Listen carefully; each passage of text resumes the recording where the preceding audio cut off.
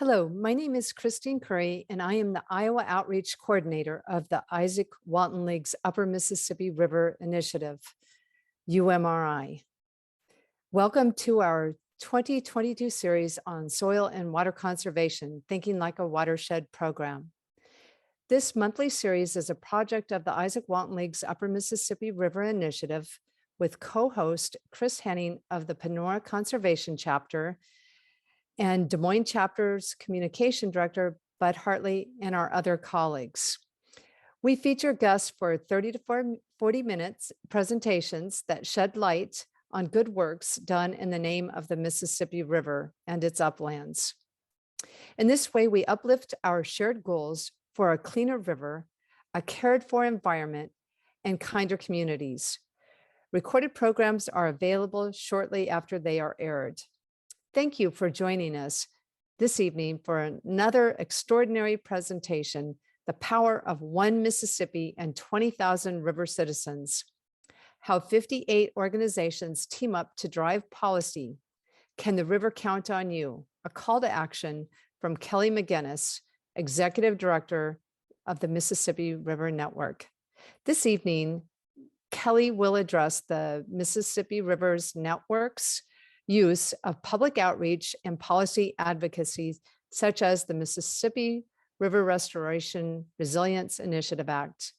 And she will share other activities of the network, a coalition of 58 organizations dedicated to creating a healthier Mississippi River by working for the well-being of the people, land, water, and wildlife of America's largest watershed. A couple of updates. UMRI's Love Match campaign continues through March 22nd. I have put the link in the chat box. Give in the name of love. Put preservation into action and donate by March 22nd. And Bill and Lynn Riders will double your gift.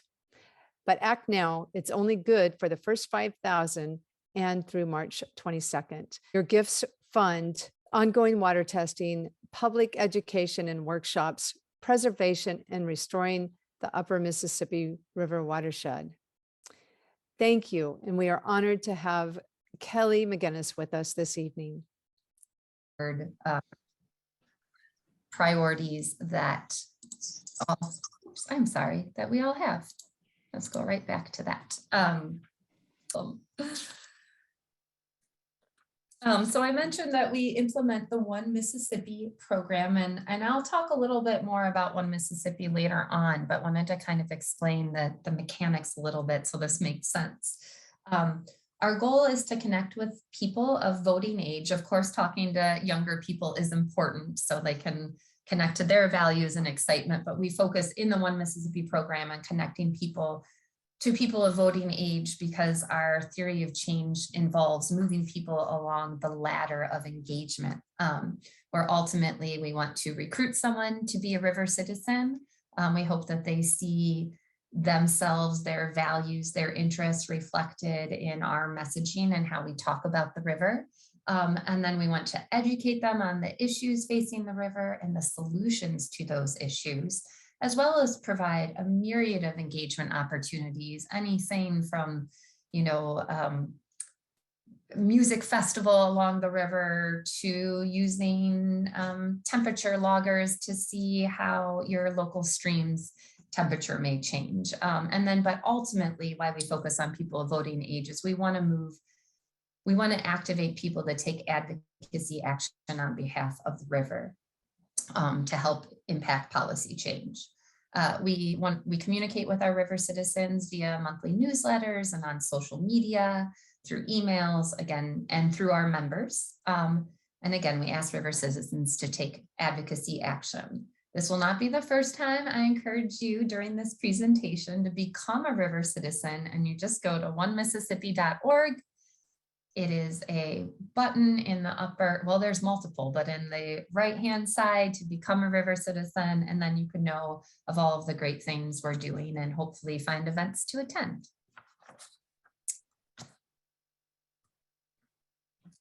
So going back a little bit to just how we operate and how we kind of see how we can have an impact. You know, we really focus on how we can foster relationships, and how when you have a lot more organizations focused on some of the same issues, you can speak with a louder voice and hopefully facilitate some change and have impact. We've been experiencing a larger growth recently, and actually welcomed 5 new organizations in the last 6 months as members. So we have over 60 now. We have over 20,000 people who have been recruited as river citizens. And then just a little kind of stat, in the last year and a half, and this was also during a pandemic, we engaged over almost 17,000 people at events and educational opportunities. Some of the ways we have a collective impact is through our River Days of Action. This is rapidly becoming a cornerstone of our engagement and advocacy work, and is a great opportunity for river citizens, for organizations, partners, like-minded friends to come together and work together. The events are a fantastic Venn diagram of MRN members, river citizens, elected officials, care for our river, and advocacy action. This past year, nimbly navigated with the pandemic. We had 2,500 people participate in over 40 events hosted by 59 MRN members and community partners from headwaters to Gulf. So again, this is just one of the great ways that collaborating together can foster larger impact. And because we will be doing a River Days of Action 2022, I'll talk about that a little bit in the future of this presentation. I just want to share what some of those events were to plant a seed to see if you may want to participate in River Days of Action in 2022. I hope you do. So some of the things that happen in this event that last a series of days. We had some lunch and learn series last year, focusing on the Gulf Dead Zone, on a storytelling project that took the length of the Mississippi River, and an environmental justice panel. We had an MRN member, the National Caucus of Environmental Legislators, give a river tour in a few Midwest locations, including Iowa. And there were film screenings, restaurant projects, community canoe and kayak events. There was a lot of support for this. And there was a unified action as part of this to get people to sign a petition. Another way that we all work together is at MRN, we support our members' local projects. So this is only open to members, but you're able to be a member if you would like. But we have a funding program where we can work together with members to have a larger impact as a small staff team by giving resources to projects focused on our shared priorities. So we gave $100,000 to 13 MRN members in a 2-year cycle. Excuse me, can everybody please mute your microphones? What is Mama? True and untrue crime, 2000. Thank you. Oops. There we go. Sorry about that. Thank you. No, I appreciate it. So we gave $100,000 to over 13 network members. Through this funding program, we engaged almost 10,000 people in different events and educational opportunities. This again is another great way that we can work collectively and have a larger impact in communities where the organizations are located and working. That's much harder for our small staff team to get into.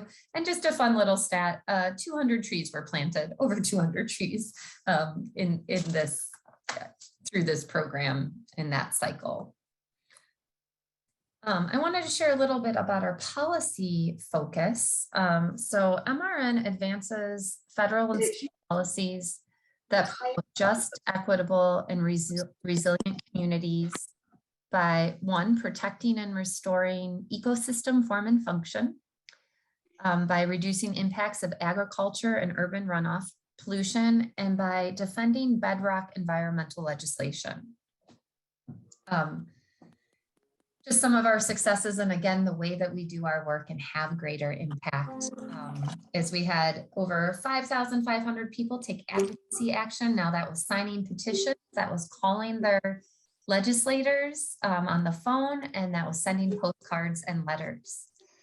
We reached over 115,000 people with educational opportunities, information on nutrient pollution, climate change, and resilience. And we engaged almost 100 decision makers.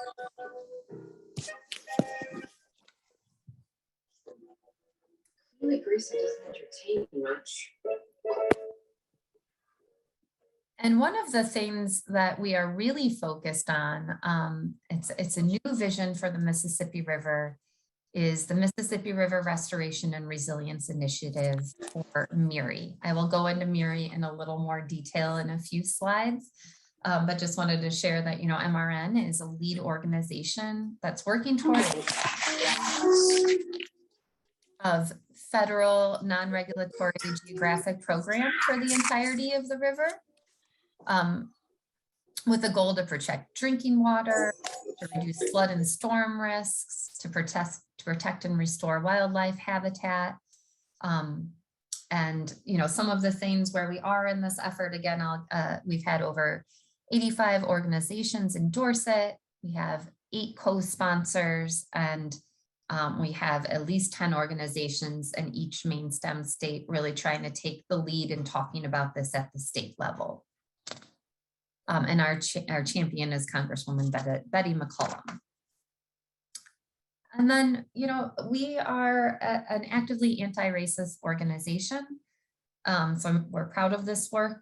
Our equity statement describes our intentional efforts to create dialogue, question assumptions, and build change internally and externally in our equity work.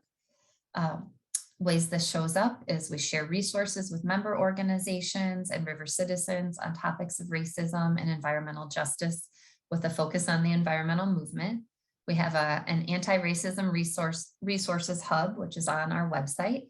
And it lists articles, books, webinars, and more, which is actually only useful if we engage with it and the materials and actively do the work, which we encourage our members and river citizens to do, and as a staff team do in our weekly anti-racism meetings.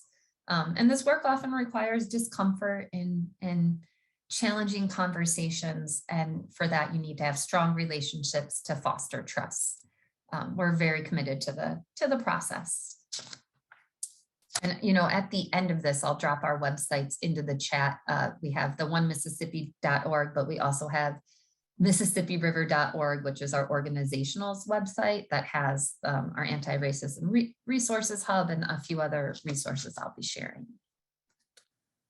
I wanted to dive a little bit into our policy priorities with this group. So as I had mentioned, MRN's policy goal is to advance federal and state policies that promote just, equitable, and resilient communities. And one of the key work we have done recently is to try to rearrange our policy priorities in an easy to understand and share, like in presentations with partners, way. So this is a great way to kind of just see where some of our federal and state work come together. So, you know, we're focused on MRRRI, as I mentioned. We are focused on floodplains and wetlands, nature-based solutions to flooding. We're already heavily engaging in the Farm Bill 2023. We do a lot of work around the Gulf Hypoxia Task Force and the state nutrient reduction strategies, and that reducing impacts of agriculture and urban runoff. And then defending bedrock environmental legislation is vital, and that's things like the Clean Water Act authorities, the Water Resources Development Act, or WRDA, or the National Environmental Policy Act, or NEPA, that really sets the stage on how people can engage. I want to share a few of our highlights from the year we just concluded that they're proud of, and again, I think just reflect, you know, the way we do our work and the ways that people can be plugged into our work. But we We just on our own had nearly 1,500 signatures on our MRRRI petition, and then combining with the Audubon and a couple other partners, that added up to over 5,000.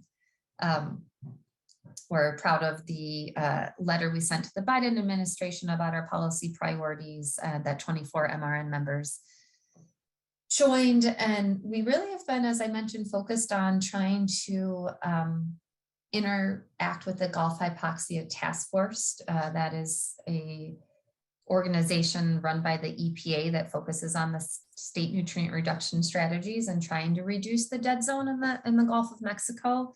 And MRN's role there is really trying to hold the Gulf Hypoxia Task Force accountable to the goals they are setting, and to engage, to have public comments in there. They have public meetings, and we try to get the public to engage at those meetings and our members, so that there's a voice for people that are wanting to talk about the Mississippi River's water quality from the environmental perspective. As far as our policy work goes, MRRRI did really keep us very busy. We had a June town hall event. The picture here on the left you'll see is one of our co-sponsors, Corey Bush from St. Louis, and MRN's policy director, Misa Khan. It's a very exciting moment for Misa to meet Corey. We have been coordinating co-sponsorship drives and other outreach with 10 state lead organizations, hosting webinars, and really just, engaging a lot on MRRRI, which is a great time to say, well, then you've mentioned MRRRI. What is this? I will just say, quick caveat, I have a much more in-depth presentation on MRRRI. If anyone here thinks that would be something that would be interesting for your organization or a group of people, please mention in the chat. I'd be happy to connect with you, find maybe your state lead organization, or do a deeper dive about an hour on MRRRI. But I wanted to just share a bit more about what it is and where we are in the process. So this is a voluntary non-regulatory program really modeled after the GLRI, the Great Lakes Restoration Initiative, that has been a very important and popular bipartisan federal program that has funneled money to focus on the Great Lakes. So this, again, very much modeled after the GLRI. It would be focused on all 10 main stem river states that the river flows through. And it would be a grant and partnership program. So for governments, tribes, tribal governments, nonprofits, partnerships, other entities. And while appropriation levels can change, right now we're thinking 300 to 350 million a year for federal funding. Sure would be nice. MRRRI also has 4 focus areas. So you can see this: clean water, river corridor habitat, natural infrastructure, and aquatic invasive species. So by focusing on these 4 areas, there would be, activities that would fit under these 4 areas and projects. And currently there's a 25% set aside to be directed to communities of color and low-income communities. And this is, again, based on what we know at this time. As we know, legislation can change. Well, where are we in the process right now? So MRRRI is taking shape. We're in the authorizing legislation stage. It has been introduced in the House of Representatives. So it's the MRRRI Act. It's HR 4202. The Senate bill is currently under development, and we are socializing it in committees.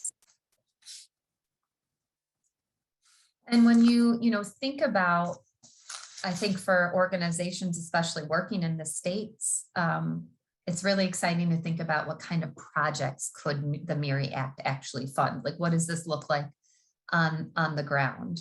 Again, thinking of those 4 buckets, knowing about the 25% set aside, and there's an additional 10% set aside for persistent poverty counties. And the Mississippi River Network actually has a map on our website. Again, I will share that in the chat when I'm done presenting, an interactive map on our website where you can see the congressional districts broken up by counties, and then see the persistent poverty rate and the risk of flooding, to just kind of get a picture of perhaps some of the relationship there can be in some communities between persistent poverty and flooding. But I think this slide is important to share with this group to kind of just start getting those wheels turning again about what kind of the projects could be under clean water, to increase soil health and increase vegetative cover, for habitat restoration. We want to restore ecosystem function, like restoring wetlands and in-stream habitats, natural infrastructure. I think we all know the river needs access to the floodplains. I believe the river is cut off from 90% of its floodplains. Don't quote me on that, but I think it's something like that. So things like voluntary easements. So again, these are ideas to try to get your mind going. And then aquatic invasive species, projects that can control, manage, or eradicate these non-native species. When MRRRI does become law, there is a desire to create an action plan. So there'll be robust stakeholder engagement once MRRRI becomes law to really develop that action plan. And so this is kind of, hey, this is what we think the bones of MRRRI should be. And then there has to be a lot more stakeholder engagement.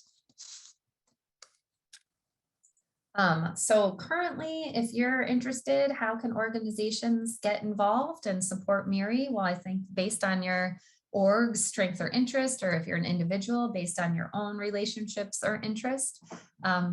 If you're someone who meets with decision makers, whether that be your Congress people, your state legislators, your local mayor, you can mention that you support MRRRI and encourage them to support MRRRI. I will share this as well, but we do have an advocacy action right now where you can email your legislators to say that you support MRRRI. So you can take MRN's action alert, or your organization can consider creating your own. And we have all of the, you can just copy what other orgs have done, like the Mississippi River Network. We're still trying to get more support from other organizations, especially more at this point, more diverse partners, and socializing the concept. This shouldn't be a no for conventional ag or other agencies or navigation. So we just need to make sure that they see why this shouldn't be a no, why they should either be supportive of MRRRI, because this will just have funds going through for example, have funds go to popular conservation programs that can't in Iowa, and Illinois. Those programs run out of funding well before they meet the demand. Or just socializing this with state agencies so that they see why this would be important. And I will say, if there are, any folks here who see themselves wanting to do any of this work, we have toolkits, we have information, we can exchange, you can get I have my email at the end of this, and we can connect so you're not just out on your own. And next, I'm just gonna talk about, I did not change the name on that slide, our engagement in One Mississippi program, and then I will just a few more slides till we conclude. But I did tell you that I was going to ask you more than once to become a river citizen. And so just another encouragement to become a river citizen today at onemississippi.org. So I've talked a bit about the One Mississippi program, and I want to share a bit of our goals in a little more detail. So we really feel strongly about connecting to people with values-based messaging. So again, they see themselves in what we are talking about, and inform people on the issues facing the river, the solutions, and give them the tools they need to take action, and encourage people to be active on the river. We know that human beings don't like to just hear about problems without solutions, because we become overwhelmed and then we tend to more often shut down than to get engaged. So we, the Mississippi River Network through our One Mississippi program, again, believes it's really important to have not just the problems, but like the path we see forward, how we can fix this, that is not a hopeless situation. And it's just really important for us to grow our base of river citizens so we can reach more people. Big problems require a large base of people working to the solutions, towards those solutions. And I would say, we're facing a lot of collective problems. So we need everybody. We need everybody. And so we also, our goals is for people to attend events in their region to build the base of river citizens, to grow the knowledge and to connect to the river. And then again, as I mentioned before, we communicate with our river citizens through our website, newsletters, blogs, press releases, and social media. And then we do ask them to take advocacy action on behalf of the river or behalf of our members on behalf of the river. Some of the ways that we like to talk about the actions folks can take are with our 10 actions to create a healthier river. So, some of these are not heavy lifts, so we think it should be an easy entry level to see yourself as a river citizen. You connect with the river if you take a visit, you can volunteer, if you're picking up trash or pet waste. If you're someone who likes gardening, is attentive to how you use fertilizers and what you plant, are just some of the ways that we encourage people to take action on behalf of the river. So this is definitely a cornerstone of our One Mississippi program and a great way that we are able to get river citizens to see that they are already a river citizen. So why not join? So I wanted to preview some of the ways we can work together, or you can attend events or see yourselves in some of the Mississippi River Network's work for 2022. I had talked about River Days of Action 2021, and we are doing it again this year. It will be through June 7th through 12th. There will be activities and events. Our goal is in all 10 main STEM states. We met that goal last year, so no reason to believe we won't this year. Perhaps you may want to put on an event. You don't necessarily have to be a member. Perhaps you want to be a member and put on an event as part of this. So again, if you sign up as a river citizen, or you just say, hey, Kelly, can I be on MRN, the organization's listserv, you will be able to learn the information more and more about River Days of Action and how to participate, how to be plugged in. If you're a river citizen, you'll see the event calendar, all of that. I had also previously mentioned the MRN funding program. So we are currently in this year's cycle of the funding program looking at reviewing applications. So many good applications from our members. But the great thing about the MRN funding program is it allows a lot of great ways for other people to connect with our members, again, on our shared work. So there will be different projects, events, webinars based on the selected programs through the MRN funding program that you can get plugged into, learn about. Just thought it would be, I don't have the details, but did want to mention it. And then, another thing that MRN does as someone who's communicating with the public is we want to know how to communicate with the public, especially if we're needing to move them to take action. So we've been working on some message testing and have those results that we will love to share with our members and partners so that people can be communicating more effectively.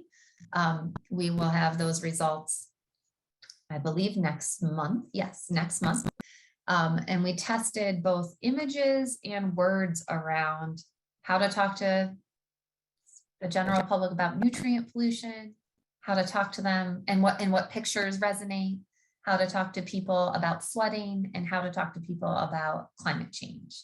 And get images for those. So I thought that would be interesting for this group of folks to know about because you're also hopefully talking to the public and knowing the right tools, or not the right tools, but the messages that resonate best, I think would be useful. So that is some of the ways that One Mississippi will be showing up, doing some work in 2022. You know, and the river count on you. I'm sure you're all familiar with the proverb, if you want to go fast, go alone. But if you want to go far, go together. MRN and our One Mississippi program know it is vital. We go together. We come together to share this work and help carry each other forward. So I thank you for going far together to protect or the Mississippi River already, and I can't wait for us to go further together. Thank you so much. I appreciate this opportunity, and I'm happy to, I'll stop sharing my screen and can answer any questions. That's fabulous. I think Chris is having trouble with her iPad. And she's getting kicked out. Some of us, how difficult it is with technical problems. Caroline was going to ask a couple of the questions that are in the chat box. She was going to, she's getting ready if her internet is stable. That's a big if. Hi, everybody. I'm Caroline, and I work with Christine in the Upper Mississippi River Initiative as part of the Izaak Walton League work in the 4 states, Minnesota, Iowa, Illinois, and Wisconsin. And yes, this is pretty rich for me to be trying to keep my computer going too. I live at the end of a dead end road, and I can assure you my broadband width is sometimes exceedingly narrow. Okay, so Kelly, thank you so much for that presentation. It's good fodder for thought, and there are a couple of questions already coming in. And to everybody, I'm not the most brilliant techno multitasker, and so I'm going to try to get questions in. But if you feel like I have missed something or blown right through your question, just pipe up or raise your hand or something like that.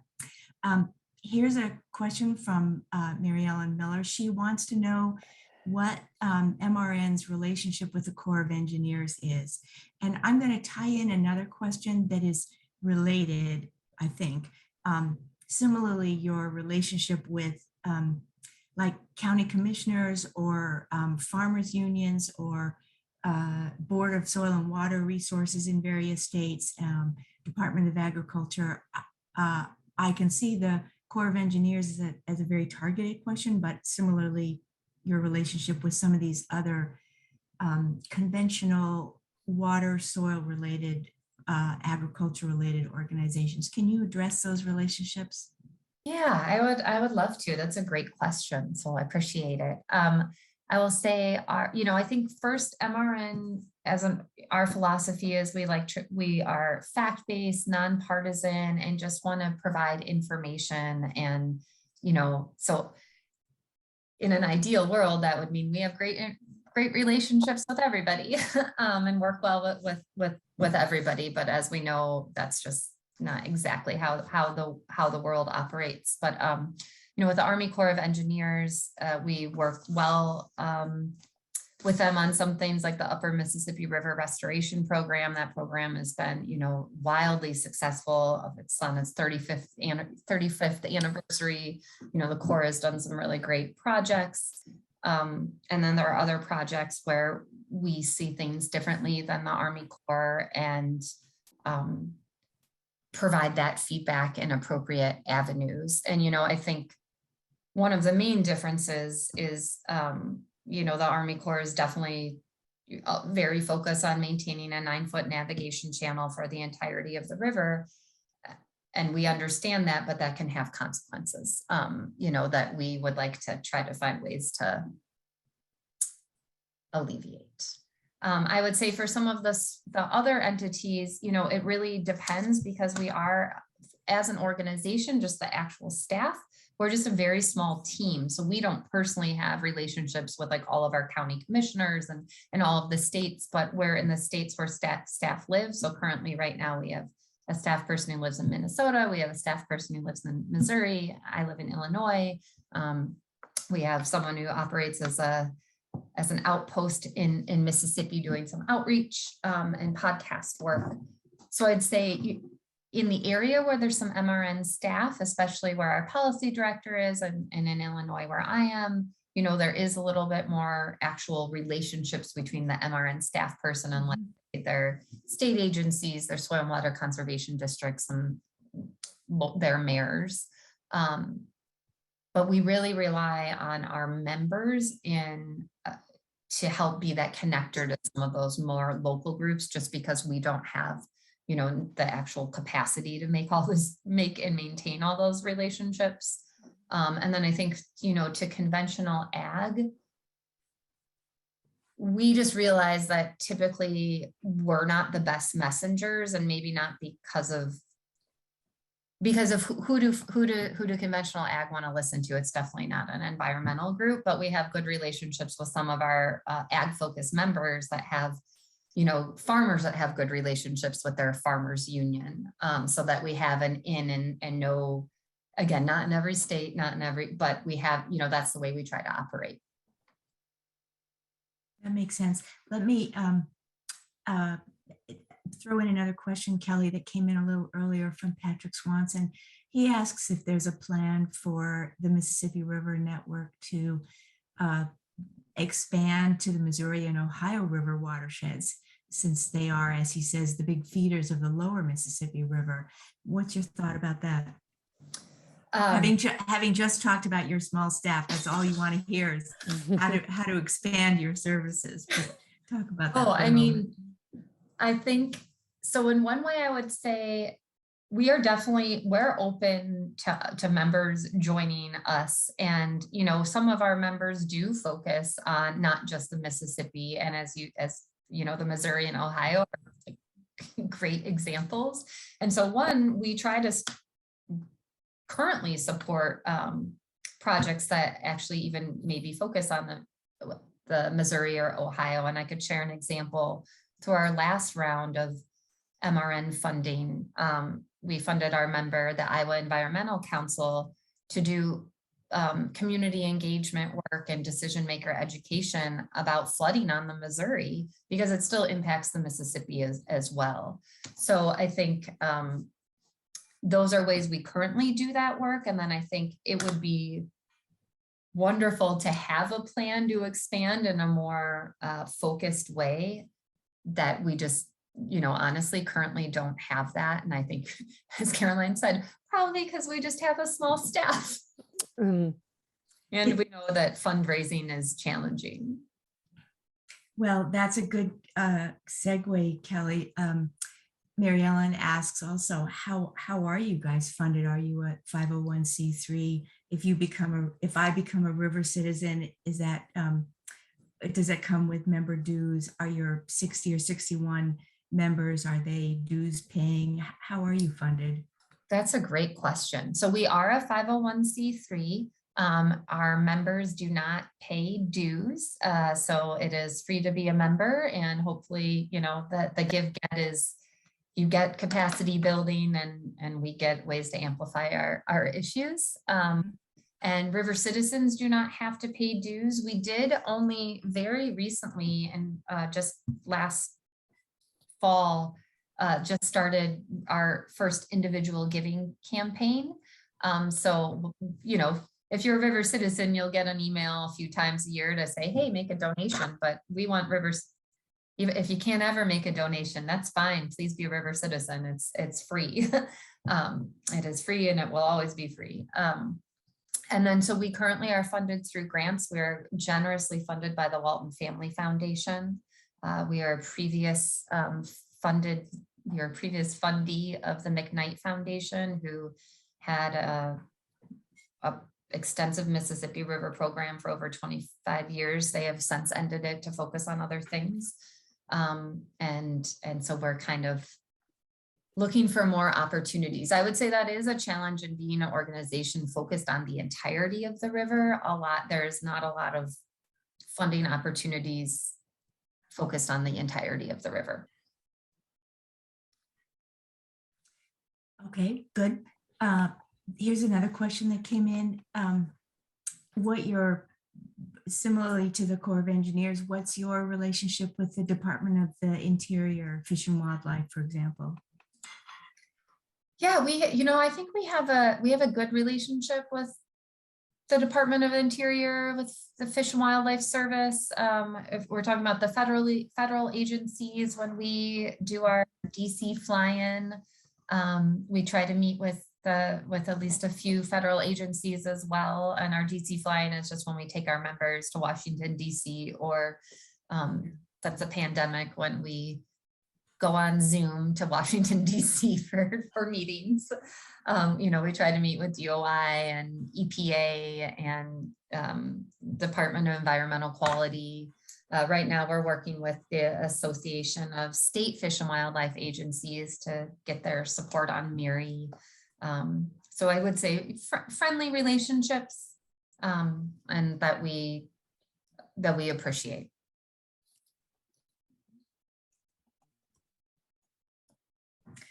I have a question for you, and it is just, there's no way it's going to come out sounding kindly, and I don't mean it in any other way. I'm wondering how you carve out a unique niche for the Mississippi River Network against a background of so much noise of competing and also collaborative partners, each vying for funds, vying for river citizen attention, vying for legislative attention, sort of vying for everything that you are vying for. How do you create such a unique space so that people do come and sign on with your work as a citizen or a member organization? I think that's a great question, and it touches on multiple things and some shifts I would like to see. So I think one of the ways is the way we create a uniqueness in space. I think is with, I'll just pat ourselves on the back, is by being with our mindset, is that trying to approach this with to sound a little maybe in a different space, with a more like, instead of the scarcity mindset that we need to compete. And as I just said, I know that funding is challenging, but just still to have the mindset that there's still more out there for us than there isn't. And that working together, we have a larger impact. And I think part of the ways we try to, live that is through our MRN funding program, for example, to use our funds to disperse to members to say, hey, what can we do together that makes sense for both of us? And has a larger impact. I think in the Mississippi River Network, currently, while there's other collaborations, we've really been, there's not another entirety Mississippi River collaboration currently that's focused on both policy and outreach and having that parallel path with having, and in addition to that, having organizations use shared communications to speak with the same voice. So that's one of the things that we do think sets us apart from some other groups. And then I think the other is just really having our active, engaged members see the value of working together. And it's been really beautiful. I think in some ways the pandemic has kind of facilitated more of a reliance on each other, probably for, just interaction, but that has almost led to like, whoa, we're actually getting more done together. And so we have seen, like I mentioned, in the last 6 months, 5 new members come to our organization and more people wanting to come sit at our table. And I think it's because how we show up in the world, just saying like, hey, I think there's enough for all of us. And I think we can work together on some of these really big issues. And recognizing the different strengths, you know, different organizations, different human beings bring. You know, someone can have a positive impact on the Mississippi River by creating art and songs about it, just like they can about, you know, helping pass legislation. And so we make room for all of that, that I think does set us apart a little bit too. I don't know, does that answer it? It does. There's another piece of a question that has come in while you were speaking, but I do want to just raise up your comment about abundance. I read kind of a memorial obituary on somebody who I don't know, but someone who's in the organic farming community. And the man who was writing it about the man who recently died talked about a spirit of abundance. And I have to say that really resonated with me, and it very much jives with what you're saying. And boy, do I commend you for that highly.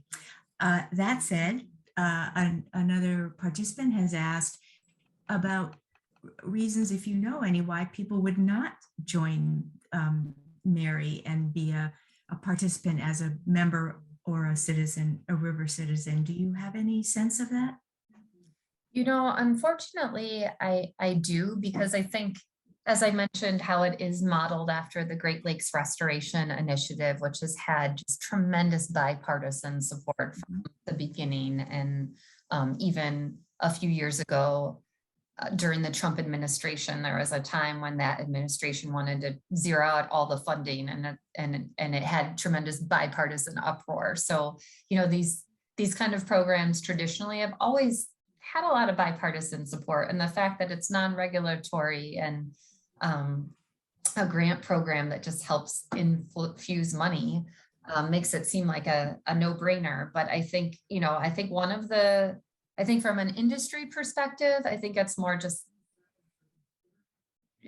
conventional ag or navigation may not be behind it yet because they may feel threatened. I think there's just needs to be a little education component. Like, there's nothing in here that would impact you in a negative way. And we hear so much that no one wants to be regulated. So like, this is a great way to support this program because it's not regulatory. But I sense that really the biggest problem that we're having is the dysfunction with the way the federal government is operating in hyper partisan environment that, you know, we've heard from some folks that are Republican, you know, like, this sounds great, but they don't want to be the one to put their name on it. Like, you know, so I think there's just, I think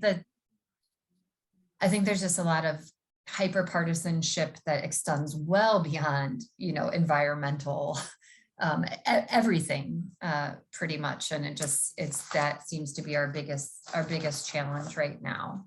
And it's a hard one. It's a hard one because then it's not like logic or reason that can help you get past it. Right. There is no logic. That's for sure. Christine, how are we doing on time here? Well, I think we're doing okay. Do we have any other questions or comments? Not unless I have missed any. If anyone would like to pipe back up in the chat box and say, Caroline, you idiot, you missed something, let me know. Or else just speak up. Take your mute button off and speak up. I do want to make a little plug because we are going to be carrying on our connections through our Watershed work. And I think we have one more. Do we? Oh, okay. Somebody just said thanks for the presentation. And next, because we were running just a little bit later, we usually have it the first Tuesday of every month. Our next program is actually next week, and so it's pretty quick. And Mary Ellen Miller will be our presenter talking about the League of Women Voters Upper Mississippi River region and their collaborative work along with our other partners. And I just want to point out that the Izaak Walton League has been a strong member of this organization, and Dwayne Horvoka has been very active, even though he's not with us this evening. And also our former Iowa Agriculture Director, Tim Wagner, is actually one of the advisors of your organization and still remains on as an advisor. So we want to thank you for collaborating and being a part of that. We're also very connected in our network with the Iowa Environmental Council, which is a strong organization that's connected with the river network as well, the Mississippi River Network. So I just wanted to point those out. I'm going to go ahead and put our link in for our next program, and I will email it out to everybody. That's a direct link to register for next Tuesday with Mary Ellen Miller, and we will be making this connection again. So I want to thank Kelly for your time and all your work in this very busy, whoops, we got another person coming in this very busy network. And it is hard to coordinate everything. There's so many things taking place and there's only so many hours in the day. So we're grateful that we've had this opportunity to learn a little bit more about what is happening and how our work can complement and be a symbiotic relationship with all these other organizations, because it does take a lot of work and a lot of partnerships these days, and nobody can do it alone. Yes, I just want to say thank you so much for having me present. This has been a wonderful opportunity. I appreciate each and every one of you for being here tonight. I put my email in the chat multiple times. Would love to connect if you have further questions, if you want to join MRN, if you would like to connect, you have my contact information. I also put our websites in there, and just love to keep the conversation going and work together for the health of the river and your communities. Okay, So fantastic. I just have a quick question. Yes. This is Ann Wolf. Oh, yes, Ann. I came in late. Sorry about that. I think I caught you in a statement with the wildlife corridors. Did I hear something about the wildlife corridors using the Mississippi River and some of the organizations you're partnering with? Have you heard of the Wildlands Network? They are now located in Salt Lake City, Utah, but they were in Seattle. I don't know the Wildlands Network. Should I check them out? Yeah, you should. I tried to get them into Iowa, into the Mississippi corridor. The one thing about the Midwest region, of course, is we're so, cut up because of farm land and what we do here. But I wanted to kind of pull them in with the Mississippi corridor as a migratory pathway. And Christine has heard this story before. I own a 300-acre farm in Jackson County. I'm within a mile of the Mississippi River, 9 miles south of Bellevue. But I live and work in Des Moines. But, obviously, I've been involved with the Mississippi River my entire life. And I was interested in trying to pull the Wildlands Network in for the organization that I work for because of the Mississippi Migratory Corridor capability. But they really couldn't jump on it. They looked at it. We got them in here to the Des Moines area, but it might be something worth pursuing. Again, I didn't hear your comment.